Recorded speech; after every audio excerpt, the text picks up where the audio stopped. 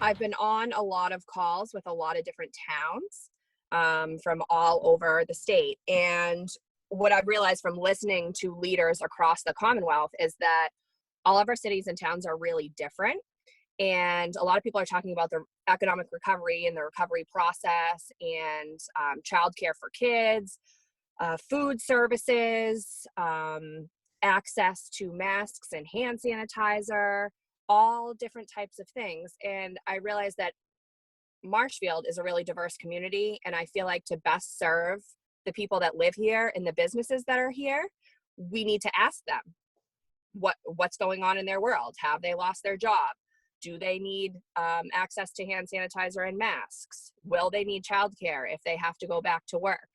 There's so many variables, and this has never happened before. So I felt like we need to give the residents and business owners an outlet to tell us what's going on, and we can assist with the recovery planning by using the data that we collect.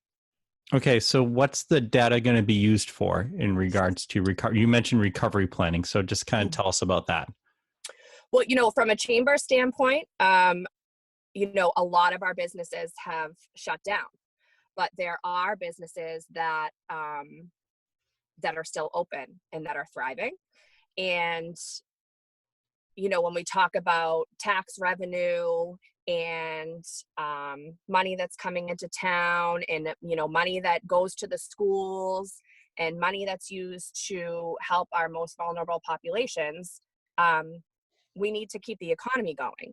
So I think it's really good data to look and see what types of businesses we would like to attract to come to Marshfield, because we never know. Hopefully this never happens again, but I think that we can use the data to be better prepared in the future, to make sure that our town is, that we can sustain what we have going on here, and that we're, able to help the people that really need it. So I'll be sharing the data with Senator Patrick O'Connor, so he can, fight for our town on a state level, and I'll be sharing it with Representative Kearney. We do have at the end of the survey, there was an option for people to leave their information if they are in need of assistance, and that data comes directly to me, and no one else will see that. I'll evaluate that with some people in town, and I want everyone to know that I will, keep the names private and stuff, but I really wanted to give the people an opportunity that really needed help to be able to leave their name, and I will work to, get them the help that they need and point them in the right direction.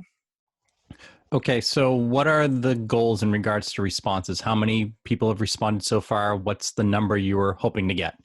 So, so far we've had 700, a little over 700 responses in less than 2 days, which is awesome. My goal is 2,500. I think the population in Marshfield is around 25,000. And if you break that down into households, I don't know off the top of my head, but I think it's somewhere around 9,500 to 10,000 households. So 10% is what I was going for. I wanted 10% of the population, but if you think about, children in that, and so my goal was 10% really. So I'd like to get to 2,500, but I think if we can get a little over, up to 1,000, that will be good data as well. And last but not least, where can people go to do the survey? So the survey I am putting it up today on the Marshfield Chamber of Commerce website, which is marshfieldchamber.org.